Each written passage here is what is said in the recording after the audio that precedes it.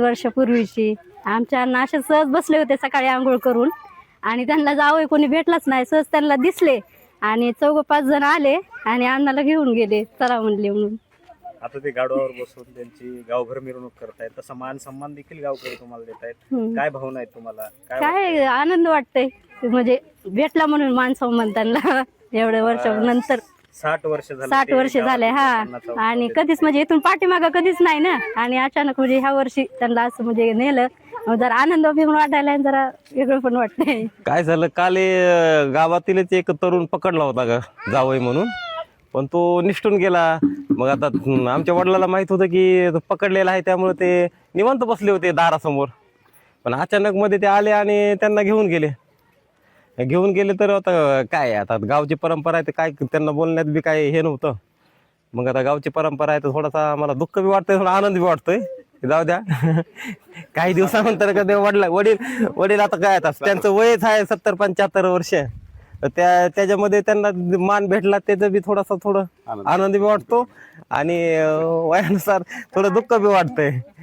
पण जी आहे ती गावची परंपरा आहे, चालत आलेली आहे 90 वर्षापासून, ती आनंदच आहे म्हणायचं. परंपरा गेल्या 90 वर्षापासून चालू आहे. तत्कालीन ठाकूर आनंदराव देशमुख यांची मेहुणे त्यांनी लातूरून होळीच्या दिवशी आले होते. त्या दिवशीपासून सट्टा मस्करीमध्ये त्यांनी त्यांच्या मेहुण्याला बसवलेलं होतं. तेव्हापासून जी परंपरा चालू आहे ती आतापर्यंत अखंडित चालू आहे. आणि जावई धरायला आम्हाला सगळ्यात मोठं परिश्रम करावं लागतं. जावईला जर धरायला गेलो तर आमची टीम तर घाण शिव्या देणं, दगड घेऊन मागं लागणं, अशा गोष्टी होतात आमच्याबरोबर. आमचे सरपंच सुद्धा आज देखील पडले तर जावयाला धरताना. आणि सगळे समाजातील एकत्रित येऊन हा आम्ही कार्यक्रम मोठ्या उत्साहाने साजरा करतो. आज जे जावई धरण्यात आले ते 60 वर्षापासून तुमच्या हाताला लागले नव्हते, आज लागले? नाही, ते 60 वर्षापूर्वी तर कामानिमित्त आले होते आणि त्यांचा विवाहातील बाबूराव दुर्गो यांच्या मुलीशी झाला होता. तेव्हापासून ते आतापर्यंत राहते आणि ते निरागसपणे बाहेर बसले, कुणी माझ्याकडे येणार नाही, माझं वय झाल्यामुळे कुणी माझ्याकडे येणार नाही. आणि आमची अशी आज खलबत झाली की आम्हाला जावईच भेटला नाही. इतके आम्ही प्रयत्न केले, एकही जावई भेटला नाही, सगळे पळून गेले.